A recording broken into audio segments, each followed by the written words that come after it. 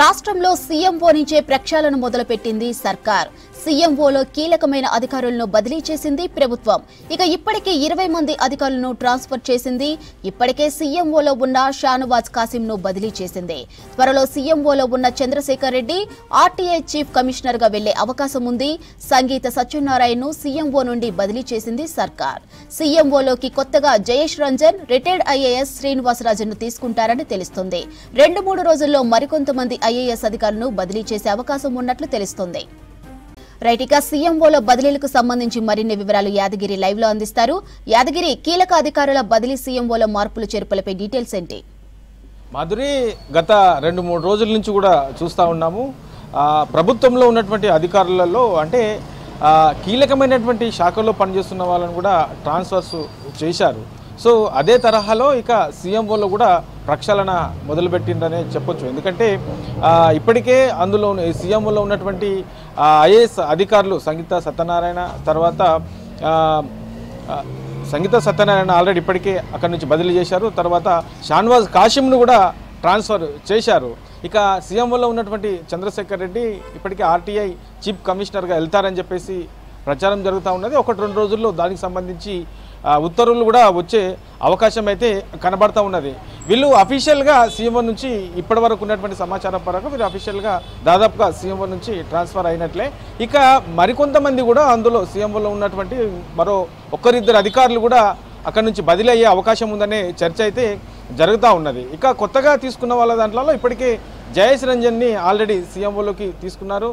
తర్వాత ఇక నిన్న కూడా మనం చూసాం, రిటైర్డ్ ఐఏఎస్ అధికారి శ్రీనివాసరాజుని కూడా సీఎంఓలోకి తీసుకున్నారు. వీళ్ళతో పాటు మరొక 1-2 అధికారులను సీఎంఓలోకి తీసుకునే అవకాశం అయితే కనబడతా ఉన్నది. సో ఈ పరిణామాలు ఈ 2-3 రోజుల నుంచి జరుగుతున్నటువంటి సిచ్యువేషన్, తర్వాత ఐఏఎస్ అధికారులలో ట్రాన్స్ఫర్స్, కొంతమంది కీలకమైనటువంటి శాఖల్లో ఉన్నటువంటి కీలకమైనటువంటి సీనియర్ అధికారులను కూడా బదిలీ చేయడం.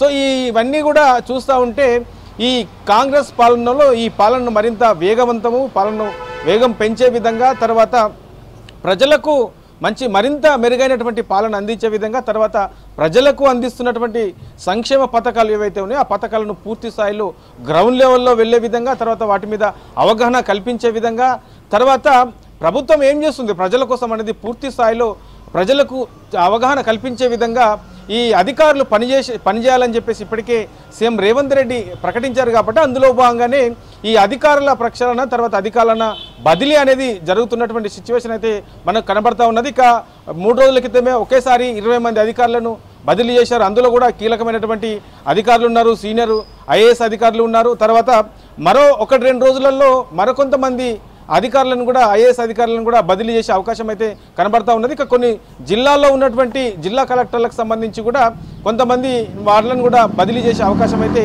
కనబడుతున్నది. సో ఓవరాల్గా ఈ గత 2-3 రోజుల నుంచి కూడా ఈ సిచ్యువేషన్, తర్వాత ఈ బదిలీలు చూస్తూ ఉంటే మనకు సో ప్రభుత్వంలో మరింత వేగం పెంచడంతో పాటు ఇక నుంచి ఏదైతే ప్రభుత్వం అందిస్తున్నటువంటి పథకాలు ఉన్నాయో, తర్వాత ఇంకా చేయాల్సినటువంటి అభివృద్ధి కార్యక్రమాలు వాటన్నింటినీ కూడా మరింత స్పీడప్ పెంచే విధంగా, తర్వాత ఇప్పటి వరకు ప్రభుత్వం ఏవైతే ప్రకటించిందో ఆ ప్రకటించిన వాటిని పూర్తి స్థాయిలో గ్రౌండ్లోకి తీసుకెళ్లే విధంగా, తర్వాత అధికారులందరూ కూడా ఏదైతే ఇప్పటికే సీఎం కూడా ఈ విషయంలో చాలాసార్లు మాట్లాడారు. ఎవరు కూడా ఏసీ రూమ్లో కూర్చోవడానికి కాదు, గ్రౌండ్ లెవెల్లో వెళ్ళాలి, గ్రౌండ్ లెవెల్లో ఏం జరుగుతుందో పరిశీలించాలి, దాన్ని పూర్తి స్థాయిలో పై స్థాయి అధికారులకు వివరించాలని చెప్పేసి ఇప్పటికే చెప్పారు. కాబట్టి అదే తరహాలో ఇక నుంచి అది మరింత వేగం పెంచే అవకాశం ఉంటుంది. ప్రతి అధికారి కూడా గ్రౌండ్ లెవెల్లోకి వెళ్ళి గ్రౌండ్లో ఏం జరుగుతుంది, ప్రభుత్వం అందిస్తున్నటువంటి పథకాలు ఎట్లా ముందుకెళ్తున్నాయి, ప్రజలు ఏమనుకుంటున్నారు, ప్రభుత్వం చేసే అభివృద్ధి కార్యక్రమాల విషయంలో ఇంకా ఏమైనా లోపాలు ఉన్నాయో, ఒకవేళ లోపాలు ఉంటే వాటిని ఎట్లా మెరుగుపరుచుకోవచ్చు, ప్రజలు ఏమనుకుంటున్నారు, ఇట్లా ఓవర్గా ఈ అన్ని అంశాల మీద కూడా అధికారులు గ్రౌండ్ లెవెల్లో తిరిగి వాటికి సంబంధించినటువంటి పూర్తి రిపోర్ట్ కూడా ప్రభుత్వానికి అందించాలని చెప్పేసి ఇప్పటికే ప్రకటించారు. కాబట్టి ఆ దిశగానే ఈ బదిలీలన్నీ కూడా ఉన్నాయని చెప్పొచ్చు. ఇంకా మరికొన్ని కూడా అదే తరహాలో ఉండే అవకాశం కూడా ఉంటుంది. కాబట్టి ఓవరాల్గా ఇక నుంచి ఈ కాంగ్రెస్ సంబంధించినటువంటి పాలన ఏదైతే కొనసాగుతుందో ఇది మరింత వేగం పెంచడంతో పాటు ప్రజలకు మెరుగైనటువంటి పాలన అందించే విధంగానే ఈ 2-3 రోజుల నుంచి జరుగుతున్నటువంటి ఈ బదిలీలు, తర్వాత జరగబోయే బదిలీలకు సంబంధించి కూడా ఈ అంశాలన్నీ కూడా ఈ కోణంలోనే ఉండే అవకాశం అయితే ఉంటుంది మాధురి.